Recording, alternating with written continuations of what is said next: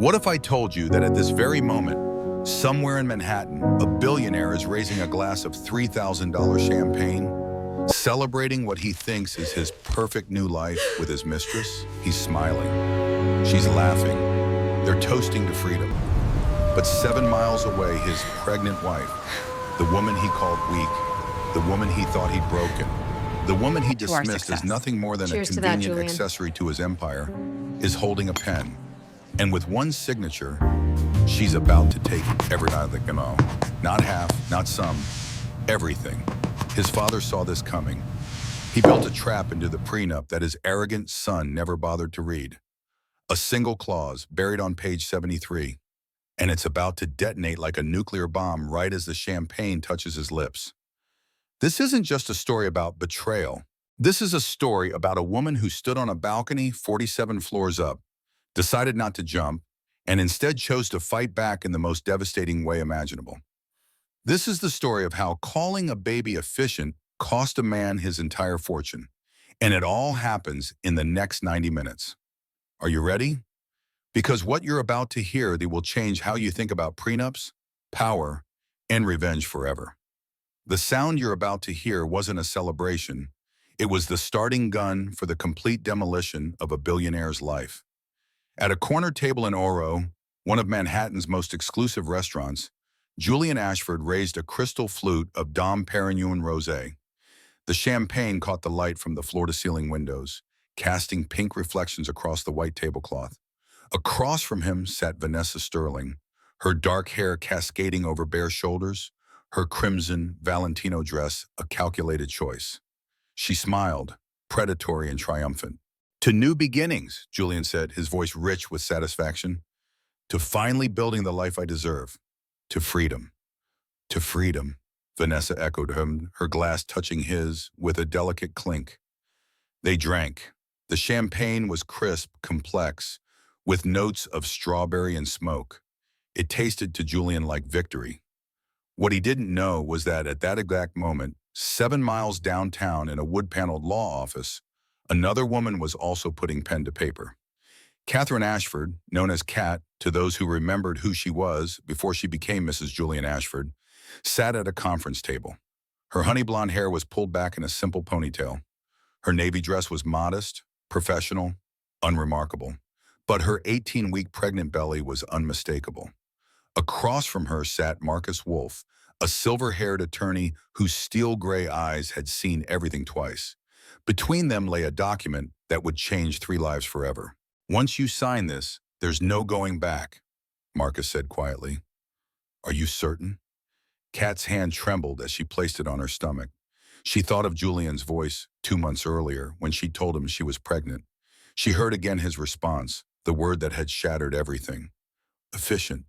Her hand steadied. She picked up the pen. "I'm certain," she said. At 8:47 post-meridium, 2 things happened simultaneously. Julian's champagne touched his lips. Kat's signature appeared on the document titled Formal Invocation of Fidelity, Protection, Provision. He thought he'd won. She knew she had. But to understand how we arrived at this moment, we need to rewind. We need to go back 6 months to when Kat still believed in fairy tales, when she still thought love could survive in a gilded cage, when she still hoped that the man she married might remember why he'd married her. We need to go back to the beginning of the end. 6 months earlier, on a Tuesday evening in early December, Catherine Ashford sat alone at an 18-foot dining table in a Fifth Avenue penthouse worth $45 million. The table could seat 20. Tonight, it seated 1. Chef Michael had prepared Julian's favorite, Wagyu beef with truffle risotto, butter-poached lobster tail, asparagus tips so fresh they'd been delivered from upstate that morning. A $2,000 bottle of Bordeaux breathed on the sideboard, though Kat was drinking sparkling water. She'd been feeling nauseated for weeks, exhausted.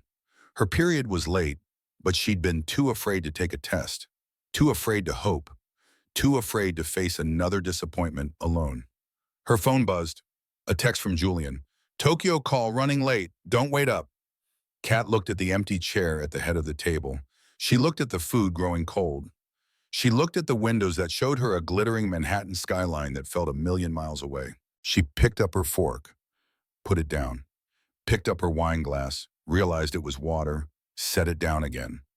From the doorway, Maria Santos watched with a breaking heart. Maria had been the Ashford family's head housekeeper for 15 years. She'd started when Julian's father, Richard, was still alive. She'd watched Julian transform from an ambitious but decent young man into something harder, colder, more ruthless. And she'd watched Kat disappear, bit by bit, dinner by dinner, until the vibrant, Yale-educated art curator who'd walked through these doors 6 years ago had become a ghost in her own home. "Mrs. Kat," Maria said softly, entering the dining room, "you need to eat. For the baby." Kat's head snapped up. "What baby?" Maria's weathered face softened into a gentle smile. "A woman who raised 4 children knows the signs. How far along?" Kat's eyes filled with tears. "I just found out today. I haven't told Julian yet." Maria sat down beside her, something she'd never done in 15 years of service. But this wasn't about being a housekeeper anymore. This was about being a woman who recognized another woman in trouble. "What does your heart tell you?" Maria asked. Kat laughed, but it came out as a sob. "My heart doesn't know what to feel anymore." She pulled out her phone and showed Maria a photo. It was from their honeymoon in Santorini 7 years ago. Julian was tanned, relaxed, laughing. He had his arms around Kat, and she was glowing.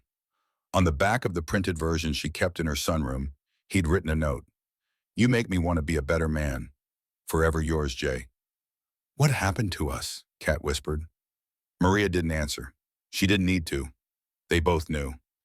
2 days later, on Thursday evening, Kat prepared to tell her husband he was going to be a father. She'd planned everything perfectly. She wore the blue dress Julian had loved when they were dating, the one he'd said made her eyes look like the Mediterranean.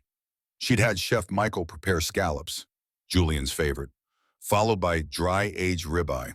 She'd bought a small box and placed inside it a pair of tiny white baby shoes, her positive pregnancy test, and a card that read, "Coming January 2024.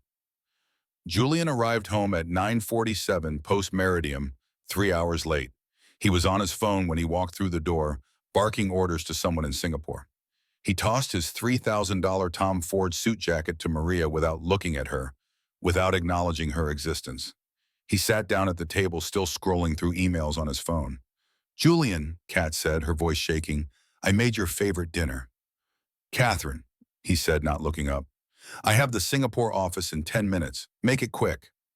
Kat slid the wrapped box across the polished table. Julian looked at it with suspicion. "What's this? It's not my birthday." "Just open it," Kat said. He opened it with the same efficiency he applied to everything else in his life. He looked at the contents. His face was unreadable. The silence stretched for 15 seconds. 20, 30. Kat couldn't breathe. "I'm 8 weeks along," she finally said. "We're going to have a baby." Julian leaned back in his chair. His expression wasn't joy. It wasn't shock. It wasn't even curiosity. It was calculation.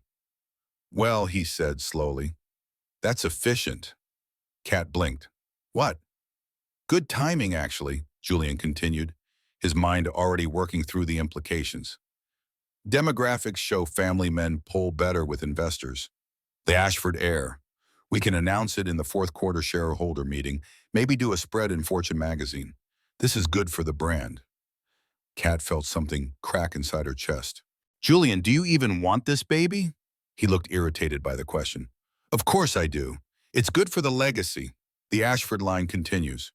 He checked his watch, an $80,000 Patek Philippe. "I need to take this call. We'll discuss logistics later." He stood and left the room, already dialing Singapore. Kat sat alone at the table. Her hand moved to her stomach. The baby shoes sat between the untouched scallops, small and white and impossibly hopeful. "I'm sorry," she whispered to her belly. "I'm so sorry." From the doorway, Maria witnessed it all. She saw the exact moment Kat's heart broke. She saw the moment hope died in her eyes. Later that night, Kat sat on the bathroom floor, her back against the cold marble of the tub. Her sister Grace had texted her. "Did you tell him? How did he react?" Kat stared at the message. Her fingers hovered over the keyboard, but she couldn't bring herself to type the truth. She couldn't say out loud that her husband had called their baby efficient. that he'd reduced the most profound moment of her life to a polling advantage. Instead, she stared at her reflection in the mirror across from her. "What kind of mother brings a baby into this?" she asked her reflection. Her reflection had no answer. She placed her hand on her stomach and felt, for the first time, truly alone. 2 weeks passed. Kat moved through them in a fog, smiling when she was supposed to smile, attending the charity events Julian's schedule required, playing the role of the perfect wife while feeling less like a person every day. She was 10 weeks pregnant now. The morning sickness was brutal. The exhaustion was bone deep, and Julian didn't notice. On a gray Tuesday morning, Kat sat in her sunroom sanctuary, the one place in the 12,000 square foot penthouse that felt like hers. It was filled with her mother's old books, plants she tended herself, a worn velvet armchair from her childhood home in Boston. This was where she came to remember who she used to be. She was reviewing the monthly household American Express statement, a task Julian had delegated to her years ago because he considered it beneath him. Bergdorf Goodman, $4,200. Chef services, $8,900. Metropolitan Museum gala table, $25,000. Then her eyes caught on a line item that made her pause. Sterling Gallery, Soho. Art acquisition, $85,000. Kat knew every major gallery in Manhattan. She'd been a museum curator before she married Julian. She'd never heard of Sterling Gallery, and Julian hated contemporary art. He called it money laundering for people with no taste. She opened her laptop and typed Sterling Gallery Soho into the search bar. The website that appeared was sleek, minimalist, aggressive. The kind of cutting-edge conceptual art Julian had always despised. And there, on the About page, was a photo of the owner, Vanessa Sterling. She was beautiful in a way that made Kat's stomach turn. Dark hair, sharp features, confident posture. She stood next to a twisted metal sculpture, one hand on her hip, her expression challenging the camera. Representing the cutting edge of contemporary conceptualism, her bio read. Kat's hands started to shake. She opened the subsidiary accounts, the ones Julian had given her access to years ago and then forgotten about. His private holding company at American Express, his personal investment account statements. The pattern emerged like a photograph in a dark room, slowly coming into focus. VS Consulting Services, $12,000 per month, started 14 months ago. Cartier, $47,000. Kat had received no jewelry. The Greenwich Hotel, $3,200. Julian had told her he was in Chicago that night. Ovando Florist, $2,400. Delivery address, Sterling Gallery. Every business trip coincided with charges in that city. Every late-night board meeting coincided with hotel charges in Manhattan. 14 months of deception. Over $400,000 spent. Kat ran to the bathroom and vomited. When she emerged, Maria was there, holding a cool washcloth. "Mrs. Kat," Maria said gently. "What's wrong?" Kat handed her the printouts with shaking hands. "He's having an affair." Maria sat beside her on the sunroom floor. There was a long silence. "I know," Maria finally said. Kat's head snapped up.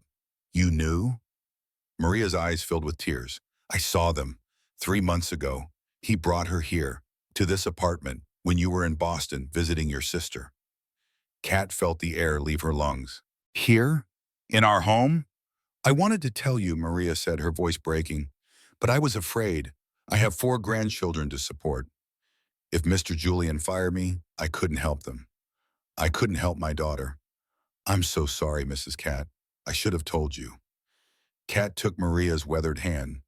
"I'm not angry at you, I understand." But inside, she felt like she was falling, falling and falling with no ground in sight. "The prenup," Kat whispered. "If I leave him, I get $5 million. That sounds like a lot, but not for raising a child in this city. Not with what lawyers cost, not when I haven't worked in 6 years and no one will hire a pregnant woman." Maria squeezed her hand. "There has to be another way." Kat looked at the evidence spread across her sunroom floor. "I need to know everything. How long? How serious? I need proof." "I can help you," Maria said. "I see things, I hear things. He doesn't notice me." An alliance was formed. 3 days later, Kat sat in a nondescript coffee shop in the West Village, wearing sunglasses even though it was overcast outside. Across from her sat Detective Rachel Morrison, a former NYPD investigator who now ran a private firm that specialized in exactly this kind of case. Rachel was in her early 40s, with tired eyes that had seen every variation of infidelity imaginable. She slid a folder across the table but didn't open it. "Mrs. Ashford," she said quietly, "before we go further, I need to ask you something. Are you sure you want to know? Because once you know, you can't unknow it. Some marriages survive suspicion. Very few survive proof." Kat thought about the word efficient. She thought about eating dinner alone night after night. She thought about the baby growing inside her and the father who saw that baby as a polling advantage. "I'm 12 weeks pregnant," Kat said, her voice steady. "My husband called my baby efficient.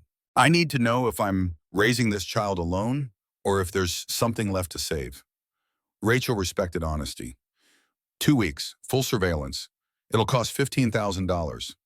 Kat slid her a personal credit card across the table. "Whatever it costs. I need to know the truth." The next 2 weeks were hell. Kat smiled at Julian over breakfast while he scrolled through his phone, not looking at her. She attended a charity gala on his arm, wearing a designer gown that hid her growing bump, standing beside him while he took business calls during her speech about children's literacy. She lay awake at night in their king-size bed while he worked late, which she now understood meant he was with Vanessa. She whispered apologies to her growing belly.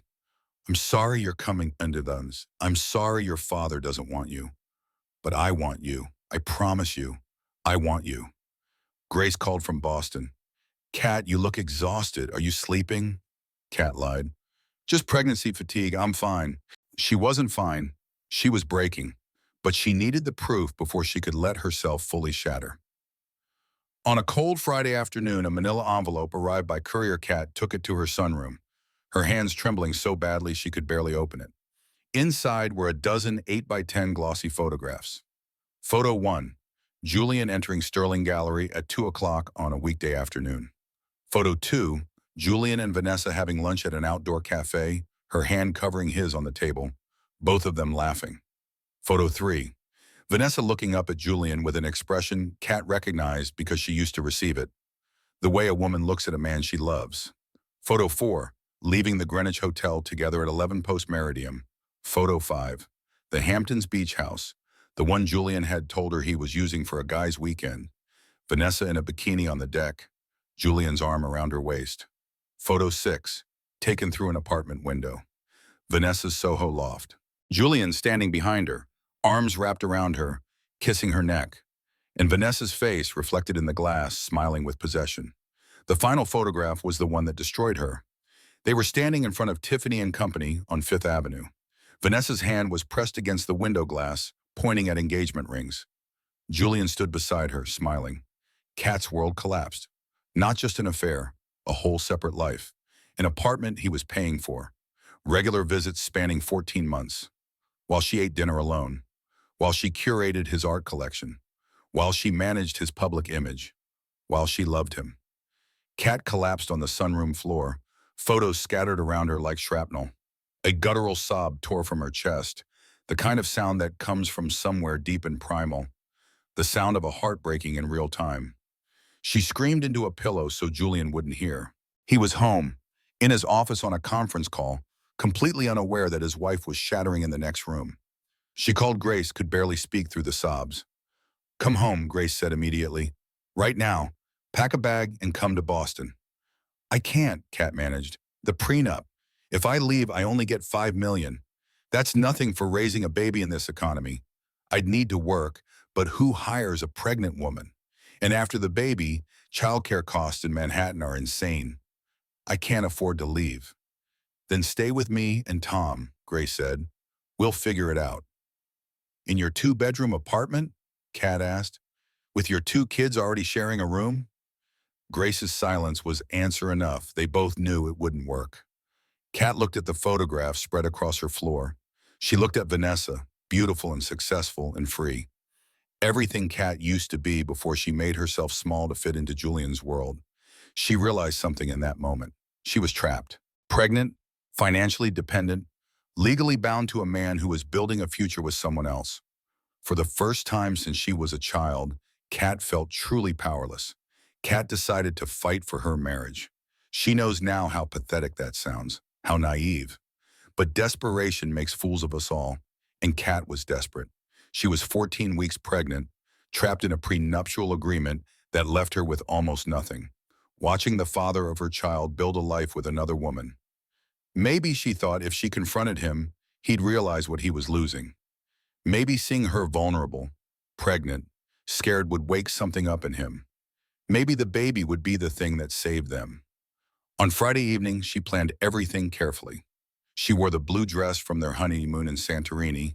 She had Chef Michael prepare their wedding anniversary menu. She set out candles, put on soft music. She practiced what she'd say in the mirror. "Julian, I know about Vanessa, but we're having a baby. We can get past this. We can go to counseling. We can rebuild." Julian came home at 7 o'clock early for him, but he was distracted, checking his phone constantly. "Julian," Kat said, her voice careful, "can we talk? I made your favorite—" "Not tonight, Catherine," he said, barely looking at her. "I have an early flight to Miami tomorrow. Art Basel. Important clients. Can I come with you?" The words came out more desperate than she'd intended.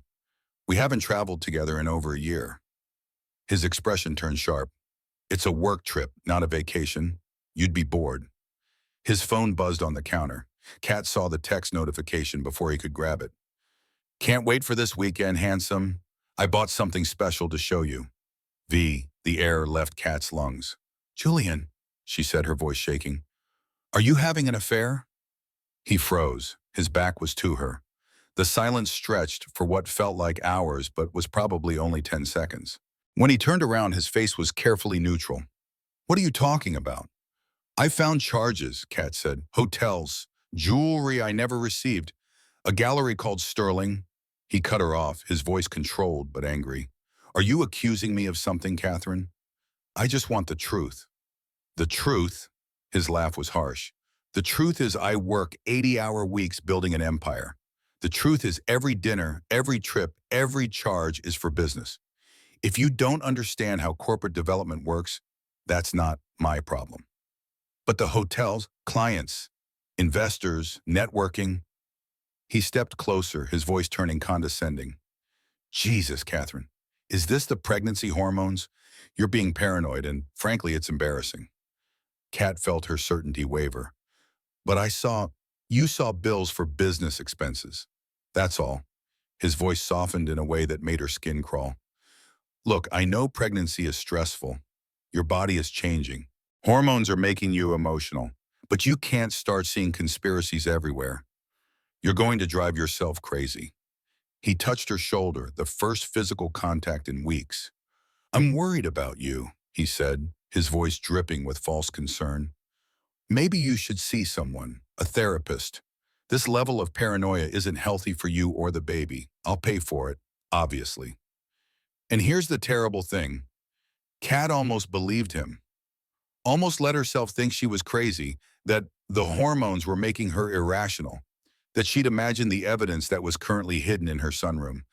"I'm sorry," she heard herself say. "You're right. I'm just scared. About being a good mother, about everything changing." "Of course you are," he said, like she was a child. "It's natural, but you need to trust me. I'm taking care of everything. I always do." He kissed her forehead. Then he left to pack for his trip to Miami, which they both knew wasn't really Miami.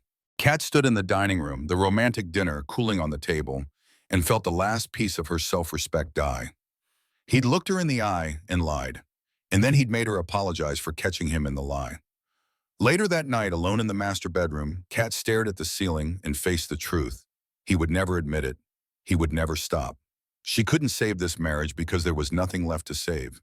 The man she'd married, if he'd ever really existed, was gone. What remained was a stranger who saw her as an obstacle to be managed, a system to be controlled. And she was carrying his child. The next morning, Saturday, Julian left for his trip. Kat sat in her sunroom, staring at the photographs the investigator had provided, feeling hopeless. Maria entered with tea and sat beside her without asking permission. "Mrs. Kat," she said gently, There's something I need to show you. She handed Kat a sealed envelope, heavy cream stationery, a wax seal with an ornate letter A, handwriting that read, "To my son's wife, open only in event of his moral failing." "What is this?" Kat asked. "Mr. Richard gave this to me before he died," Maria said quietly. "2 years ago, he made me promise to give it to you if Julian ever betrayed the Ashford name." Kat's hands shook as she opened the envelope. Inside was a letter written in elegant script. "My dear daughter-in-law, if you are reading this, my worst fears about my son have come to pass. Julian was not always the man he has become. There was a time when he had potential for goodness, for humility. But power corrupts, and I fear I corrupted him by giving him too much too soon. I built the Ashford fortune from nothing. I remember being poor. I remember struggle.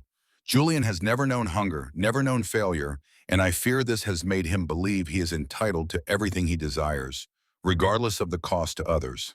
When I insisted on the prenuptial agreement, it was not to protect my money. It was to protect you. Buried within that document, which I'm certain Julian never fully read, is Clause 19, the fidelity protection provision. I put it there as insurance, as a test of his character. If he has failed that test, if he has betrayed you while you carry his child, then you have the legal right and moral authority to invoke that clause. You will need an attorney. I recommend Marcus Wolfe. His contact information is enclosed. Marcus lost his daughter to a man like the one I fear Julian has become. He will understand. He will help you. Do not feel guilty for using this clause. I put it there specifically for this purpose. My son needs to learn that actions have consequences, that people are not possessions, that fatherhood is a privilege, not a right. Protect yourself. Protect your child. Julian will survive this. He has my name, my connections, my training. But you will need this protection. I am sorry I did not do more while I lived to prevent this moment. I hope this letter and the legal safeguard I built into that prenup can be a small redemption for my failures as a father. With respect and regret, Richard Ashford, P.S. Page 73, Article 12, Clause 19. Read it carefully. Kat read the letter 3 times. Her hands trembled so badly the paper shook. "Richard knew," she whispered. "Julian's father knew this might happen?" "Mr. Richard was a hard man," Maria said, "but he believed in honor. He saw something in Julian he didn't like, the ambition without conscience. He tried to warn him." Kat stood on shaking legs and walked to the safe in her closet. Inside was her copy of the prenuptial agreement, 217 pages of dense legal language she'd signed 6 years ago without truly reading.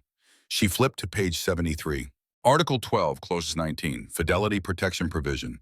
Should the husband engage in extramarital relations during his wife's pregnancy with a legitimate Ashford heir, said actions demonstrate moral unfitness to steward family assets and fulfill paternal responsibilities. In such event, to protect the unborn child from financial instability and moral hazard created by the father's failure of character, controlling voting interest in the Ashford Family Trust shall immediately transfer to the mother, to be held in stewardship until said child reaches age 25. This provision may be invoked upon A. Documented proof of infidelity, and B. Formal written invocation filed by the wife with family attorneys.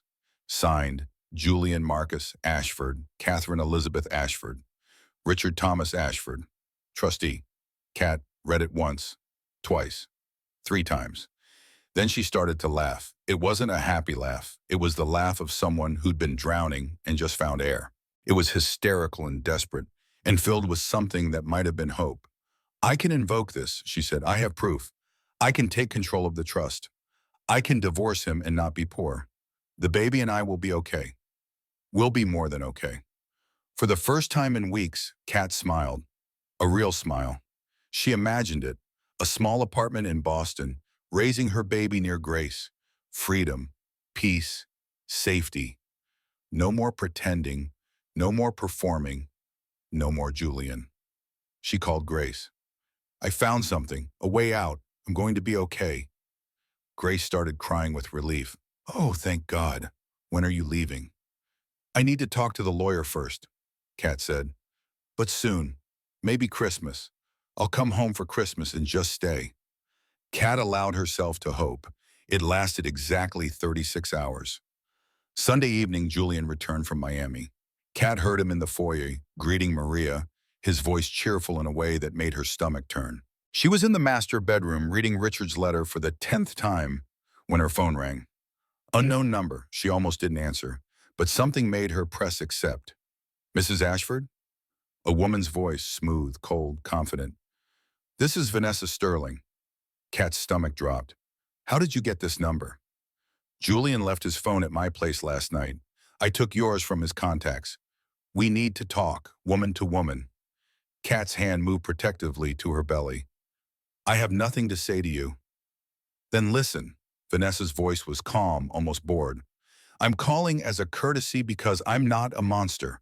Julian is planning to divorce you. He's filing in 3 weeks. His attorney is Robert Patterson. You can verify this if you don't believe me. Kat opened Julian's shared calendar on her phone with shaking hands. There it was, Thursday, December 15th, 2 post-meridium, our Patterson consultation. He's been planning this for 2 months, Vanessa continued, since before you even knew you were pregnant. Why are you telling me this? Kat managed to ask. Because I want you to know it's over. He's choosing me. And before you get any ideas about fighting this in court, you should know something else. Kat waited, her heart hammering. I'm pregnant too. 11 weeks. He knows. He's thrilled. This is the baby he wants, Catherine. Yours was an accident. A mistake he's trying to fix. Kat couldn't breathe. You're lying. Am I? Ask him about the dinner at Maria 3 weeks ago. Ask him what we celebrated. Ask him about the ultrasound photo in his wallet. Kat remembered. 3 weeks ago, Julian had come home happy, unusual, humming. She'd asked what put him in a good mood. He'd said it was just a good day at the office. He's going to offer you the prenup payout, Vanessa. Can, Vanessa said. $5 million. Take it. Disappear. Raise your child quietly. Because if you fight this, I have resources too. And I will make your life hell. Then the words that made Kat's blood run cold. One more thing. He's claiming the baby might not be his. What? Kat whispered. He's going to demand a paternity test. Drag it out. By the time courts force him to acknowledge paternity, my baby will be born. First Ashford grandchild, the heir Julian actually wants. The call ended. Kat sat frozen for a full minute. Then she ran to the bathroom and vomited. 20 minutes later, still shaking, Kat called Grace. That bastard, Grace said when Kat explained. Okay, it's okay. You come here tomorrow. Pack a bag and... In the background, Kat heard Tom's voice. Grace, we need to talk. Not now, Tom, my sister, but great. Now, so... There was a pause, muffled voices. Then Grace came back on the line, her voice breaking. Kat, I'm so sorry. Tom lost his job last week. His company did layoffs. We're going to lose the house. We're moving in with Mom next month. Kat felt the floor drop out from under her. Oh no. Grace, I'm so sorry. I can't take you in. Grace was crying now. I wanted to. God, I wanted to, but Mom's place is a 1-bedroom and assisted living. And we're looking at apartments, but with Tom unemployed, no one will rent to us with 4 people and a baby on the way. I can't, Kat. I'm so sorry. It's okay, Kat said automatically. I understand. No, it's not okay. You need help and I can't give it to you. Grace, breathe. You have to take care of your family. I'll figure something out. But Kat had no idea what. Her escape plan, the small apartment in Boston, her sister's spare room, all of it vanished like smoke. The next morning, Kat called Marcus Wolf, the attorney from Richard's letter. She explained everything. The affair, her pregnancy, Vanessa's pregnancy, Julian's plan to file first, the paternity challenge threat. There was a long silence on the other end of the line. Mrs. Ashford, Marcus finally said, I need to be brutally honest with you. This is worse than you think. How can it be worse? If Julian files first and claims potential paternity fraud, he can drag this out for years. Paternity tests during pregnancy are possible but not mandatory.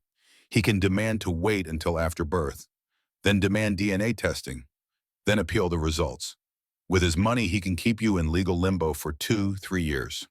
But Clause 19 requires proof of infidelity and formal invocation. If he files first, he'll claim the clause is punitive and unenforceable. He'll tie it up in litigation. And here's the worst part. By the time courts untangle this, Vanessa's child will be born first. If she's really pregnant, her child could claim senior status as firstborn Ashford heir. But I'm his wife. You're his wife he's divorcing. Vanessa's child, if born first, and if Julian acknowledges paternity immediately, could have legal precedent in certain contexts. So I lose everything? Kat's voice was small. Not necessarily. But you need to act now, before he fells, before Vanessa's baby is born. We have maybe 3 weeks. What do I do? Fight back, harder than he's fighting, smarter than he's expecting. Kat hung up and sat in silence. 3 catastrophes in 24 hours. Vanessa pregnant. Grace unable to help. The legal timeline closing in. She was 14 weeks pregnant, trapped, and running out of time. That night, Monday night, Kat sat in the nursery she'd been decorating. Pale yellow walls, a white crib, the rocking chair from her childhood, stuffed animals from Grace. She looked at the ultrasound photo on the wall. Then she looked at the window. 47 floors up. What if she just disappeared? Julian would get his freedom. Vanessa would get her family. No one would have to fight. No child would grow up in a war zone. She walked to the balcony door, opened it. Cold December air rushed in. She stepped out onto the balcony. The city glittered below, indifferent and vast. She put her hand on the cold metal railing. Maybe everyone would be better off. Mrs. Kat, Maria's voice panicked. The housekeeper rushed onto the balcony, grabbed Kat's arm, pulled her inside. What are you doing out here? It's freezing. Kat's tears came then, hot and unstoppable. I don't know what to do, Maria. I have nowhere to go. No money. A baby coming. And a husband who wants to erase us both. Maria wrapped a blanket around her, made her sit. You listen to me. You are Catherine Elizabeth Hayes. You graduated from Yale. You were a museum curator. You were someone before you met him. You can be someone after him. I'm so tired of being strong. Then be weak tonight. Cry tonight. Break tonight. But tomorrow you fight. Maria made tea, told Kat about her daughter Rosa, who'd had a husband like Julian. Charming, successful, cruel. He'd left her when their daughter was 6 months old, called Rosa boring, said motherhood made her unattractive. What did she do? Kat asked. She cried for a month. Then she enrolled in pastry school at night, worked 2 jobs, slept 4 hours, raised Isabella alone. Now Rosa owns 3 bakeries in Queens. Isabella just started college at Columbia. How? One day at a time, one decision at a time, and by accepting help when people offered it. No one's offering help, Kat said. I am. Mr. Richard gave me money for exactly this, to help you. And Mr. Wolf will help you. You're not alone, Mrs. Kat. You just feel alone. Kat looked at her belly, felt a flutter. The baby's first kick. A presence, a person, someone counting on her.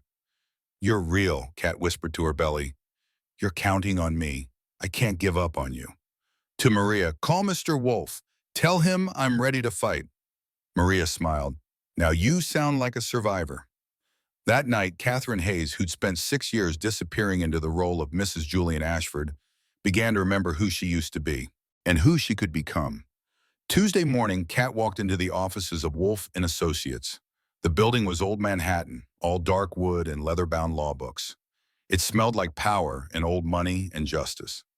Marcus Wolf's office was on the top floor. When Kat entered, the first thing she saw was a photograph on his desk. A young woman in her early 20s, bright smile, graduation cap, and gown. Marcus saw her notice it. My daughter, Anna. She's beautiful, Kat said. She was. The past tense hung in the air. Kat sat down slowly. Marcus gestured to the photo. Anna was 24, brilliant, graduating from Columbia Law, following in my footsteps. She'd married a tech entrepreneur. Everyone thought they were the perfect couple. Kat already knew where this was going. Her hand moved to her belly. He cheated on her, Marcus continued, his voice flat with old pain. Got his assistant pregnant. Anna was pregnant too, 6 months along. She tried to leave him, but the prenup, I'd urged her to sign it. Thought it was standard. It left her with almost nothing. What happened? Kat whispered. Marcus's jaw tightened. She felt trapped, ashamed, scared. One night she took too many pills. She and the baby both died. Kat's tears fell without permission. I'm so sorry.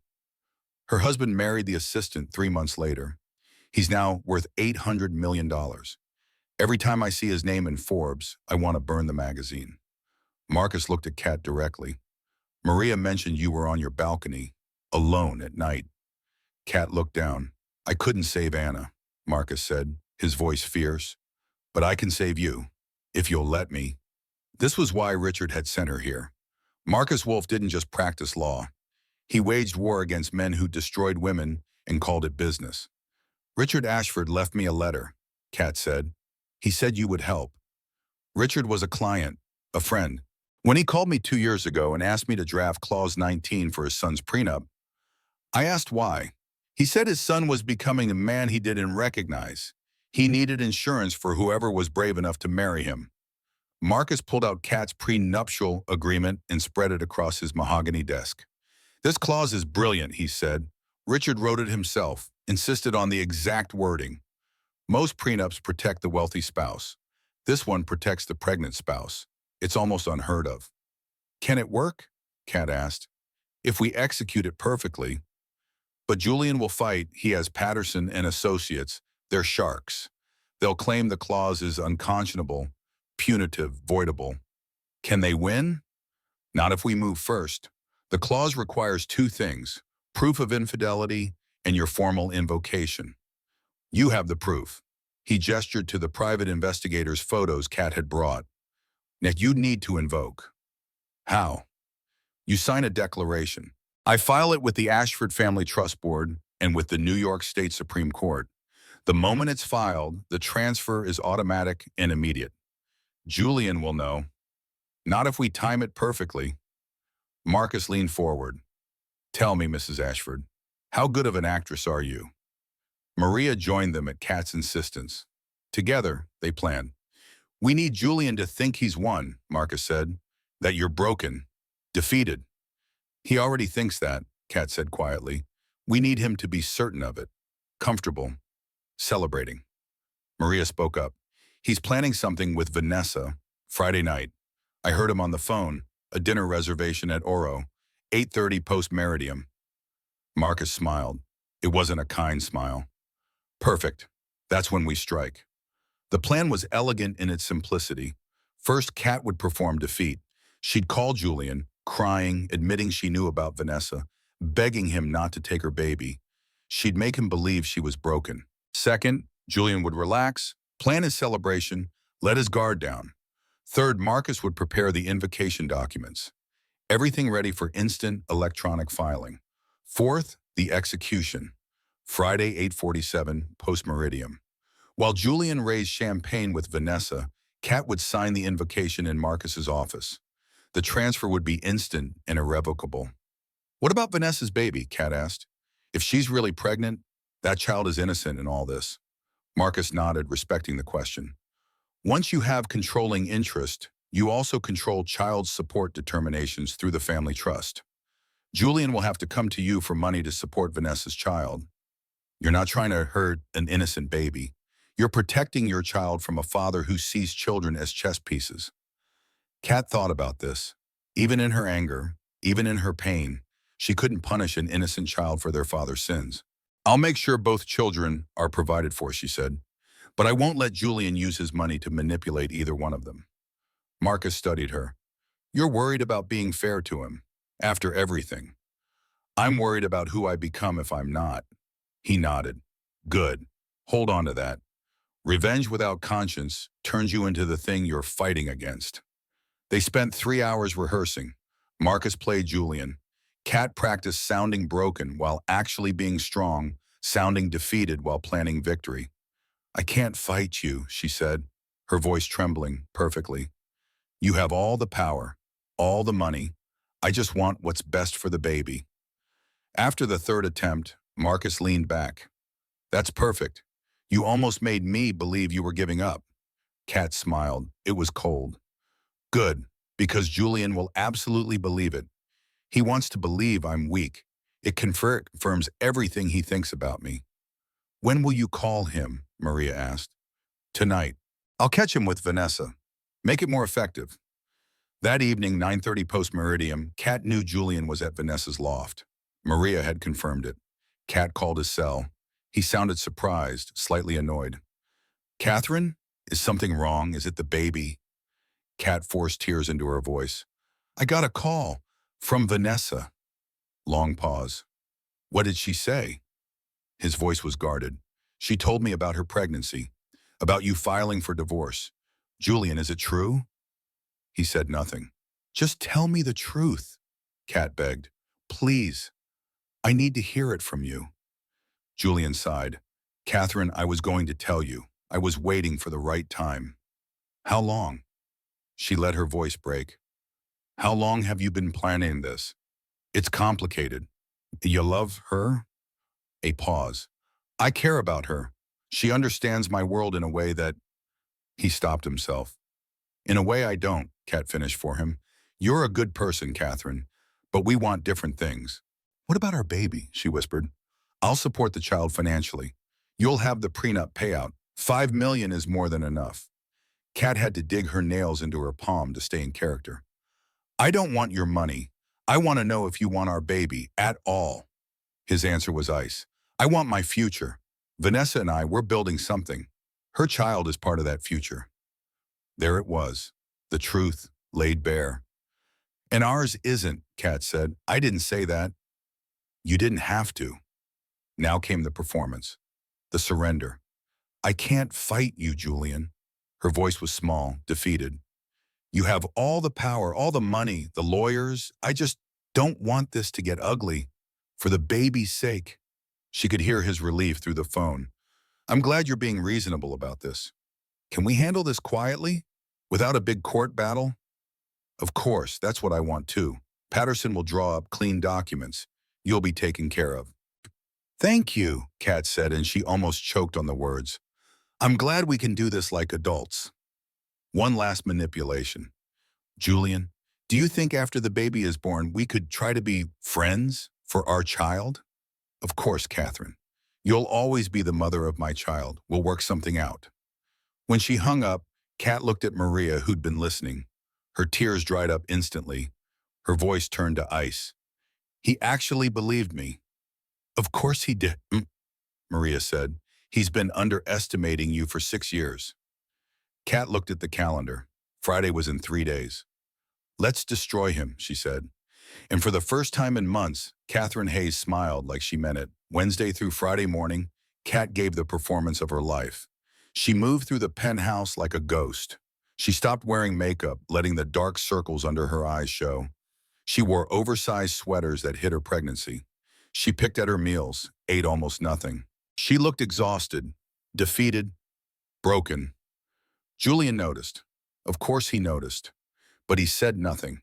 He was too busy planning his celebration. She heard him whistling in the shower Wednesday morning. She caught him taking calls with Vanessa right in front of her, not even bothering to hide anymore. Thursday evening, she overheard him planning a weekend getaway to Aspen. I'll have Patterson send over the papers next week, he told Kat over breakfast Friday morning. You'll want to read them before you sign. Okay, Kat said quietly, not meeting his eyes. Julian actually smiled at her, touched her shoulder as he left for the office. He thought he had already won. Maria, meanwhile, played her role perfectly. She confirmed the Oro reservation for 8:30 post-meridium, Friday night, table for 2. She overheard Julian on the phone with his divorce attorney. Catherine's being cooperative. This will be easy. She recorded him telling Vanessa, Friday we celebrate, the beginning of our life together. And she reported everything to Marcus. Marcus, in his downtown office, worked around the clock. He assembled a forensic accountant team. He prepared digital transfer protocols. He set up a secure server for instant filing. He coordinated with the Ashford Trust Board secretary, a woman who'd been loyal to Richard and despised what Julian had become. Everything was ready for Friday at 8:47 post-meridium. Friday morning, Julian was in high spirits. "I'm having dinner with the Tokyo investors tonight," he told Kat at breakfast, the lie rolling smoothly off his tongue. "Don't wait up." "Okay," Kat said. He actually hummed as he left. That afternoon, Kat showered and dressed carefully. Simple navy dress, hair pulled back, her mother's small gold necklace, sensible flats. She looked at herself in the mirror and whispered, "You can do this." To her belly, "For you. All of this is for you." At 4 o'clock, Maria helped her pack a small bag. "Just essentials.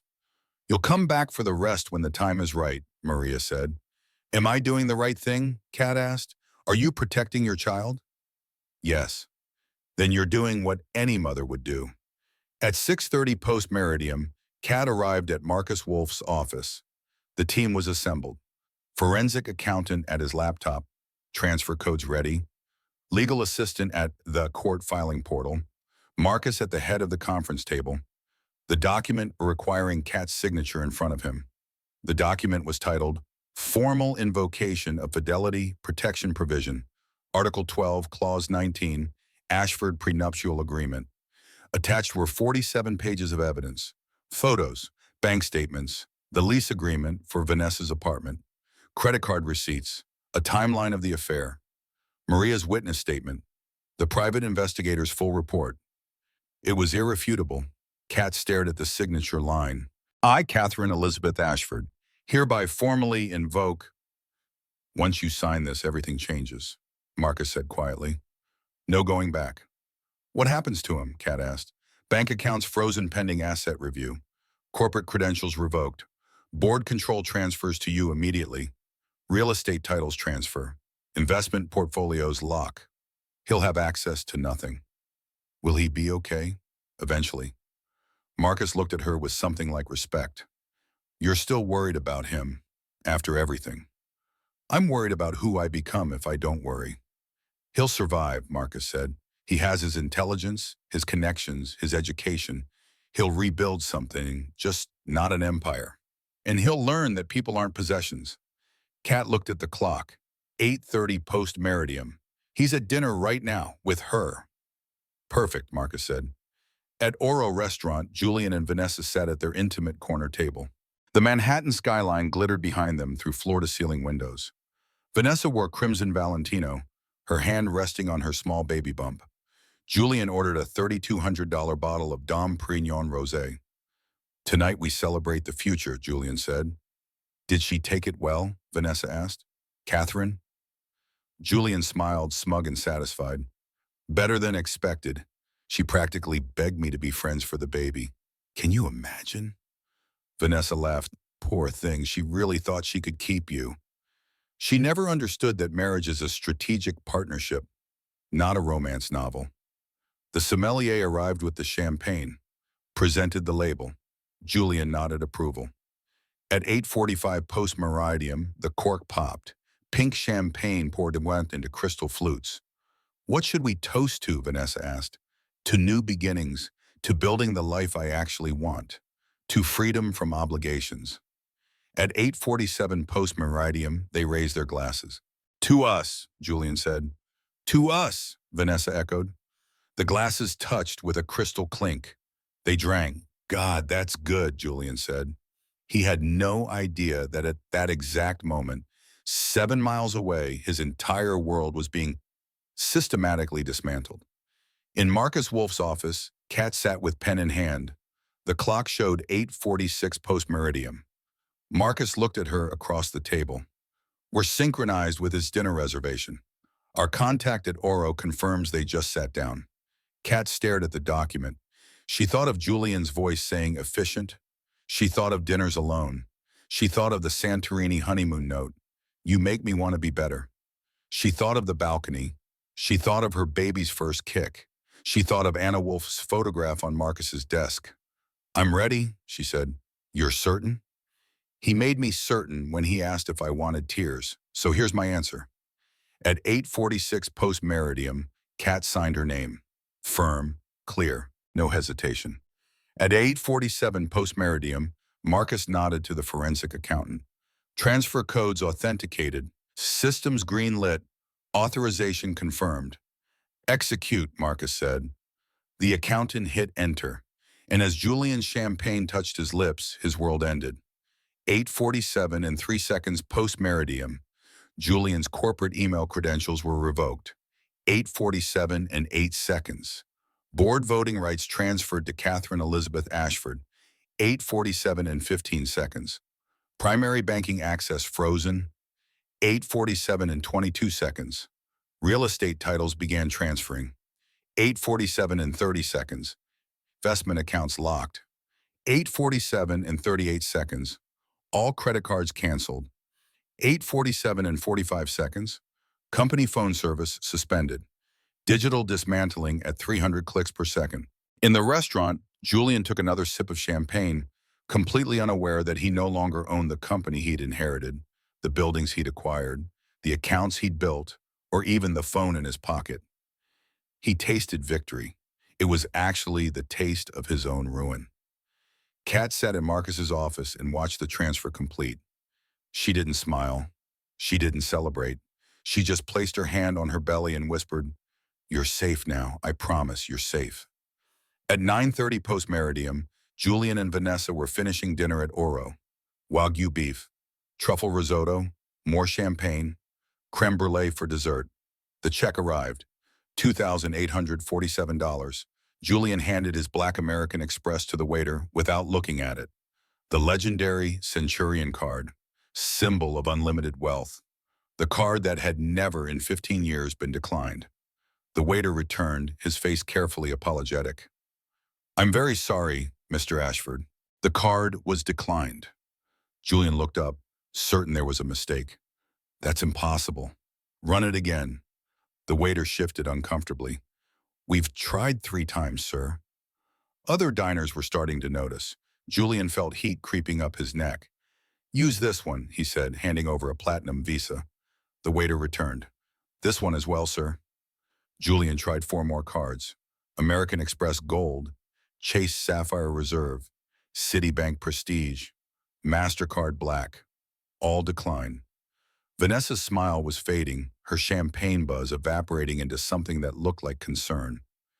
"Some kind of fraud alert," Julian said with a tight laugh. "Happens when you travel. I'll call the bank." He dialed his private banking concierge line. The number he'd had for a decade.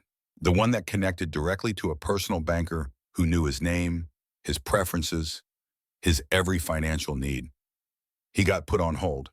Elevator music played in his ear. Julian Ashford, billionaire CEO, listening to hold music like a common person. Finally, a nervous junior agent came on the line. "Mr. Ashford, yes, I see the issue here. There appears to be a security hold on all your accounts. A directive was issued from the primary trust administrator." "I am the primary trust administrator," Julian said. "Our records show a change in status effective 8:47 post-meridium this evening. Sir, the new primary trust administrator is listed as Catherine Elizabeth Ashford." Silence. Julian's face drained of color. "What?" The word came out as a whisper. "Would you like me to connect you with our legal department, sir?" Julian hung up. His hands were shaking. Vanessa was watching him now, her expression shifting from concern to something else. Assessment? Calculation. "Julian, what's wrong?" "Catherine," he said numbly. "She did something. I don't know what, but something's happened." He tried calling his CFO. Straight to voicemail. His personal lawyer. Voicemail. His executive assistant. "The number you have reached is no longer in service." It was Friday night. Everyone had gone home for the weekend. He was completely cut off. Julian threw $900 in cash on the table, nearly everything he was carrying. "We need to go, now."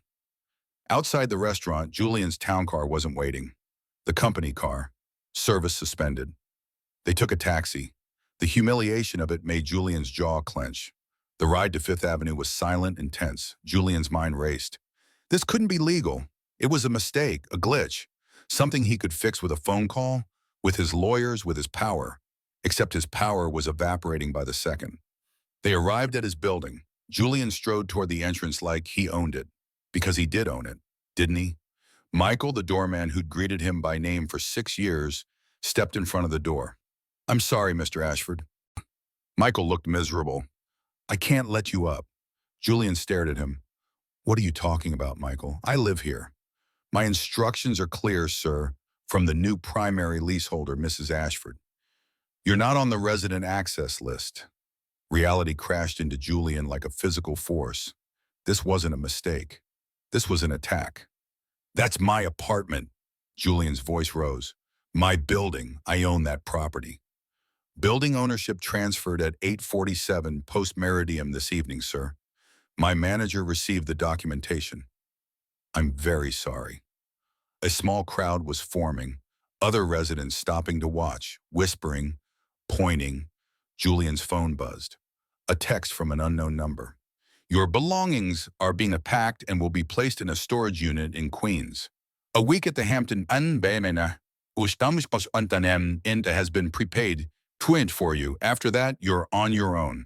Here is my attorney's contact information for all future correspondence. Do not attempt to contact me directly. Catherine, attached was a business card. Marcus Wolf, attorney at law. Julian stood frozen, his mind trying to process the impossible. A second text arrived. This one had an attachment, a photograph of the prenuptial agreement. Page 73, clause 19, highlighted in yellow. And a handwritten note in the margin, in his father's distinctive script. Julian, if you're reading this, you failed the test. You've become the man I feared you'd become. I'm sorry, Dad. His father, his own father had built this trap, and Julian had walked right into it. Julian, Vanessa's voice cut through his shock. I think I should go. He turned to her, desperate. Vanessa, wait. This is temporary. I'll fight this. My lawyers, your lawyers that you can't call, your lawyers you can't pay. I have assets, real assets. This is just a legal maneuver. Vanessa looked at him, really looked at him, saw a man powerless, humiliated, penniless, a man who was no longer useful. You told me Catherine was weak, she said coldly, that she'd never fight. You said she was handled. She was. She called me crying, begging. She played you, Julian, and you fell for it. Vanessa stepped to the curb and hailed a taxi. What about the baby? Julian called after her. Your baby? She got into the taxi, window half down. My baby will be fine. I'll figure something out, like I always do. But I thought you thought I loved you. She laughed, sharp and bitter. I loved your money, Julian. Your power, your name. What are you without those things? The taxi pulled away. Julian stood alone on the sidewalk outside his own building. Other residents walked past, averting their eyes. Michael the doorman looked away, embarrassed for him. Rain started to fall. Julian Ashford, in his $15,000 Tom Ford suit, stood in the rain with nowhere to go and no one to call. He had nothing. He was nothing. 2 hours later, Julian sat in a $90 per night Hampton Inn room in Queens. The room was generic. Beige walls, twin bed, faint smell of industrial cleaner. The TV was bolted to the dresser. The towels were thin. 6 hours ago, he'd been drinking $3,200 champagne. Now he was here. His phone rang. Marcus Wolf. Mr. Ashford, I'm calling as a courtesy. My client, Mrs. Ashford, would like to speak with you. In person. Once. She'll be at the penthouse for the next hour. If you'd like closure, this is your chance. Put her on, Julian demanded. In person. Or not at all. Your choice. The call ended. Julian took another taxi back to Fifth Avenue, paid with his dwindling cash. Michael the doorman looked uncomfortable but let him through. She said you could go up, Mr. Ashford. Just this once. Julian entered the penthouse like a stranger entering a museum. Everything looked the same, but felt different. The art he'd collected, the furniture he'd chosen, the view he'd paid for. All of it still here, but no longer his. Kat stood by the floor-to-ceiling windows, silhouetted against the city lights. She wore white, a simple dress, her mother's necklace. Her 18-week baby bump was visible. She looked powerful in a way he'd never seen before. Catherine, we need to talk about this rationally. I'm not Catherine anymore, she said calmly. I'm taking back my maiden name. I'm Kat Hayes now. This is insane. That clause was never meant to be enforced. Then your father shouldn't have written it in his own handwriting. Julian tried another approach. My father was old. He didn't understand modern business. He understood exactly who you were becoming. Better than I did. Julian's control started to crack. You can't do this. I'll fight you. I have the best lawyers. That you can't pay. Your retainer accounts were frozen at 8:49 post-meridium. Hopefully the board will never stand for this. I am the board. Controlling interest, remember? They voted you out as CEO at an emergency meeting at 10 post-meridium tonight. Unanimous. Well, almost. You would have voted no, but you weren't there. Julian felt the ground shifting under him. He tried the tactic that always worked. Remorse. Kat, please, this is my life, my company. I built this. With whose money? Your father's. You inherited everything at 25. You've never built anything from nothing. You've just managed not to lose what was handed to you. That stung because it was true. Julian tried softer.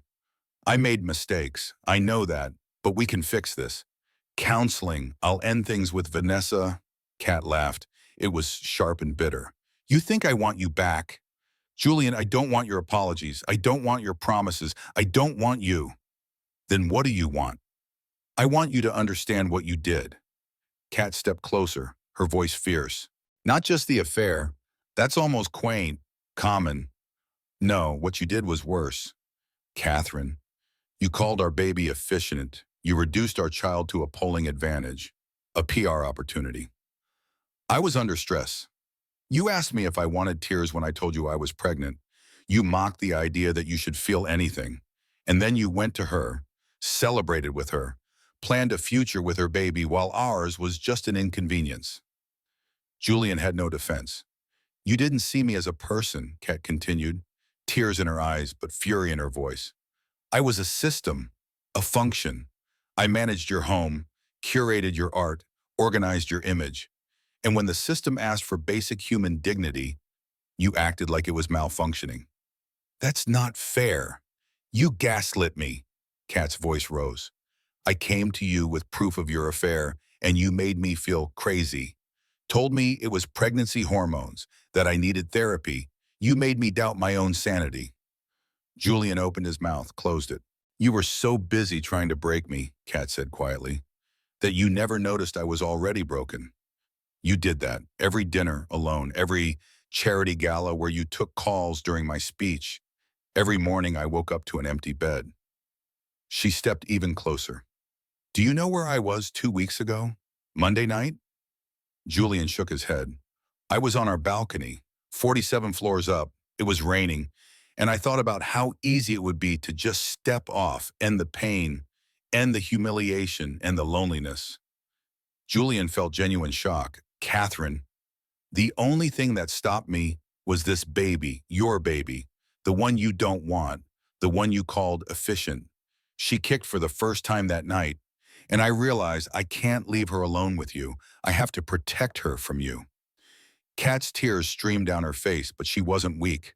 She was furious. So no, Julian, I don't want you back. I'm taking your money, but I don't want it. What I want is for you to feel what I felt. Julian made one last desperate attempt. You can't do this. I built that empire. Kat looked him dead in the eye. And I inherited it. Turns out treating your wife like property works both ways. Congratulations, Julian. You played yourself. The silence was absolute. Julian had no response. You have 30 minutes to pack one suitcase, Kat said. Maria has prepared a list of personal items you may take. Nothing else. Then you leave. Where do I go? His voice was small. That's no longer my concern. Julian dropped to his knees, literally, this man who'd never begged for anything in his life. Please, I'm begging you, Kat, please, I'll do anything. Kat looked down at him. Do you remember Santorori, our honeymoon? He looked confused. What? You left me a note. You make me want to be a better man. I meant it. I know you did. That's the saddest part. You were better once, or you wanted to be. And then you decided being better was too hard. Being good was too boring. Being faithful was too limiting. Kat picked up her purse and walked toward the door. I loved who you could have been. I mourned that man for years. But he's dead, Julian. If he ever really existed at all. What about our child? Don't I get to see? You'll have court-appointed visitation. 2 hours every other Sunday. Supervised. My lawyer will send details. Supervised? You think I'd hurt? I think you'd hurt her without meaning to. With your words, your indifference, your efficiency. So yes, supervised. That's not fair. Neither is calling a baby efficient. Neither is gaslighting your pregnant wife.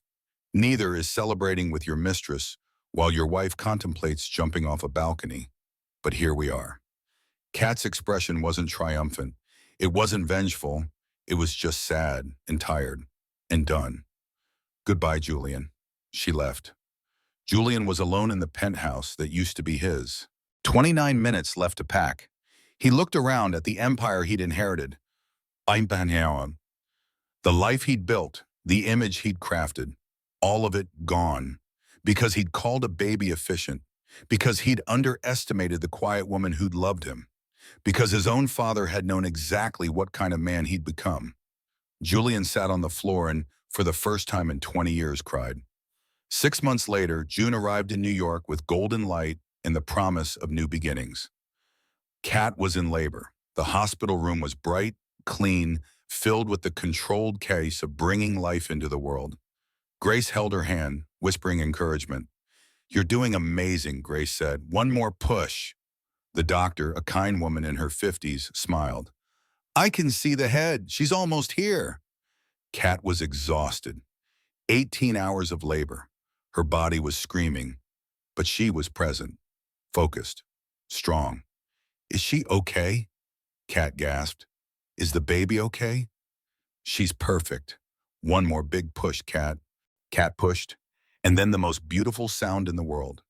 A baby's cry, high and clear and alive. It's a girl, the doctor announced. Healthy, beautiful girl. The nurse placed the baby on Kat's chest. Tiny, perfect, screaming with the indignation of being thrust into the cold, bright world. Kat sobbed. Hi, baby girl, I'm your mama. Grace was crying too. She's perfect, Kat. Kat looked down at her daughter's scrunched face, her tiny fists, her shock of dark hair. Your name is Lily Grace Hayes, after your aunt, who never gave up on us. Later, when the room was quiet and the chaos had subsided, Kat sat alone with Lily. Golden hour light poured through the window, bathing them both in warmth. She whispered to her daughter, Your daddy, he's not a bad man. He's just a broken one. And I couldn't fix him. But I promise you this, you'll never feel unwanted. You'll never feel like a transaction. You'll know love that doesn't come with conditions. A knock on the door. The nurse poked her head in. Ms. Hayes, there's a Julian Ashford in the waiting room. Says he's the father. Should I? Kat took a deep breath. Tell him he can have 15 minutes. Supervised. You or another nurse stays in the room. You sure? She deserves to know her father, even if he's complicated. 15 minutes later, Julian entered. He looked different. Off-the-rack suit instead of Tom Ford. Hair not perfectly styled. No $80,000 watch. Lines around his eyes that hadn't been there 6 months ago. He saw Kat holding Lily and something in his expression cracked. She's beautiful, he said, his voice breaking. You can hold her for a few minutes. Julian approached like he was approaching something sacred and terrifying. He took Lily in his arms with awkward care. He looked at his daughter's face. Tears fell down his cheeks. I'm sorry for everything. I know that doesn't fix anything, but you're right, Kat said quietly. It doesn't. Can I be part of her life? Really part of it? That depends. On what? On whether you can love her without trying to own her. Whether you can show up for her even when it's inconvenient. Whether you can be the man your father hoped you'd become. Julian looked at Lily for a long time. I don't know if I can, but I want to try. Then try, but you don't get to try with me. You get supervised visits until she's 5. Then we'll reevaluate. That's harsh. That's fair. The nurse cleared her throat. I'm sorry, Mr. Ashford. Time's up. Julian carefully placed Lily back in Kat's arms. He looked at Kat. What you did, taking everything, part of me hates you for it. And part of me hates you for making it necessary. Are we ever going to be okay? The three of us? Kat looked at her daughter, then at the man who'd given her life. I don't know, ask me in 18 years. Julian left. Grace returned with coffee. How was it? Sad, Kat said. He looked smaller. Do you regret it? Taking everything? Kat thought for a long time. Samabanum. I regret that it had to happen. I regret that he gave me no choice. But no, I don't regret protecting our daughter. Mom would be proud of you. Kat's eyes filled with tears. Would she? I destroyed a man's life. You saved your own and hers. Kat looked at Lily. People are going to say I'm a gold digger, that I trapped him with a pregnancy, that I'm vengeful. Let them talk. You know the truth. Do I? Kat's voice was quiet. What if I did become the villain? What if I turned into the thing I was fighting against? Did you? Grace asked. Kat thought. I don't know. I'm powerful now. I run $1 billion company. I control everything. Isn't that what he wanted? Control? But why do you want control? Kat looked at her daughter. To protect her. To make sure she never feels powerless. That's the difference. He wanted control for ego. You want it for love. Kat's phone buzzed. A news alert. Ashford Enterprises announces $50 million fund for domestic abuse survivors. CEO Catherine Hayes. Every woman deserves an escape plan. Grace read over her shoulder. You're using the money for good. Trying to. Every woman should have what Richard gave me. A way out. Kat looked out the hospital window at the New York skyline. The city that had been her prison was now her domain. But power, she was learning, was its own kind of cage. She thought about the balcony, about Clause 19, about Richard's letter, about Anna Wolf's photograph on Marcus's desk. People ask if I'm happy, she said to Grace. I tell them I'm free. I tell them I'm safe. I tell them my daughter will never be trapped like I was. She looked down at Lily, sleeping peacefully against her chest. But happy? I don't know yet. Maybe happy comes later, after the war, after the guilt, after I figure out who I am when I'm not performing for anyone. Grace squeezed her hand. You don't have to have all the answers today. No, Kat agreed, but I have to live with the questions. Over the next months, Kat rebuilt herself along with the company. She hired an all-female executive team. She pivoted Ashford Enterprises toward women-led startups and family advocacy. She created mentorship programs for single mothers. She funded domestic violence shelters. She never remarried. There were men who tried, attracted to her power or her money or her story. But Kat had learned the difference between being wanted and being valued. She chose solitude over compromise. Julian rebuilt too, in his own way. He got a job at a tech firm, middle management. He showed up for his supervised visits with Lily every other Sunday. He was awkward but present, imperfect but trying. Vanessa had a son, a healthy baby boy. When Kat learned this, she anonymously funded his college education. Not for Vanessa, not for Julian, for the innocent child who didn't choose his parents. Vanessa never knew who'd funded it. She and Kat never spoke again. Grace and Tom recovered from their financial crisis. Kat helped quietly, a down payment on a house, Tom's tuition for retraining, Grace's bakery business loan, family helping family. Maria retired at 60 with a pension Kat personally insured was generous. You saved my life, Kat told her. The least I can do is make sure your retirement is comfortable. Maria just smiled. You saved yourself, Mrs. Kat. I just opened the door. 5 years later, on a sunny Saturday morning, Kat sat in the sunroom of a different apartment, smaller than the penthouse but warm, filled with life. Lily's toys scattered on the floor. Children's books piled on the coffee table. Finger paintings taped to the windows. Lily, now 5 years old, was curled up in Kat's lap. Mama, tell me a story, she said. What kind of story? A princess story, but not a boring one. One where the princess saves herself. Kat smiled. She thought about the woman she'd been, the woman she'd become, the woman she was still becoming. Once upon a time, she began, there was a princess who lived in a very tall tower. As she told the story, she changed the ending. In her version, the princess didn't wait for rescue. She picked the lock. She climbed down the tower herself. She built her own kingdom. It wasn't a perfect ending. The princess was lonely sometimes. She was powerful but isolated. She'd won her freedom but lost her innocence.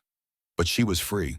And her daughter grew up knowing that love doesn't trap you, that kindness isn't weakness, that you can be both strong and sad, both powerful and uncertain. Lily fell asleep in her arms. Kat looked out the window at the city. Somewhere out there, Julian was having brunch with his girlfriend, a kind woman who worked in nonprofit and didn't care about his last name. Somewhere out there, Vanessa was running her gallery, successful in her own right. Somewhere out there, Marcus was helping another woman escape an impossible situation.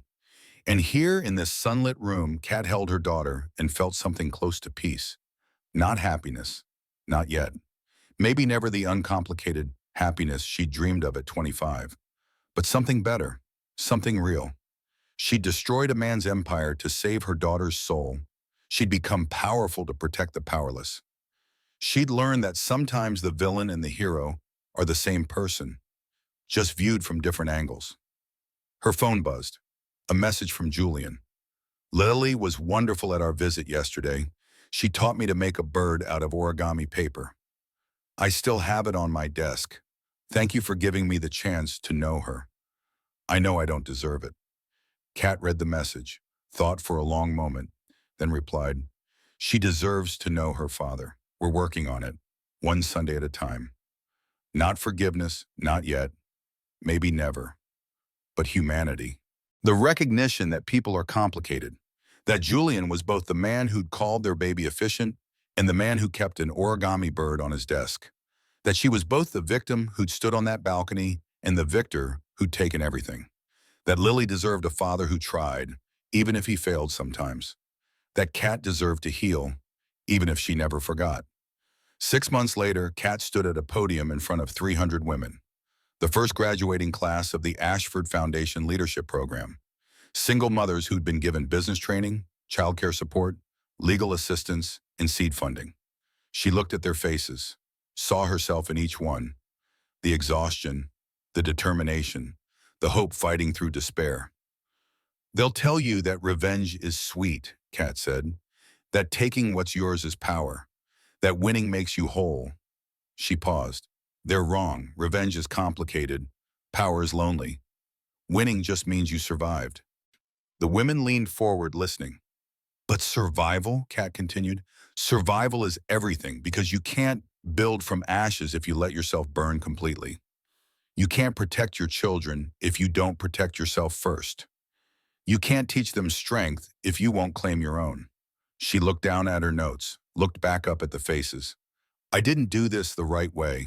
I did it the only way I could. And I live with that.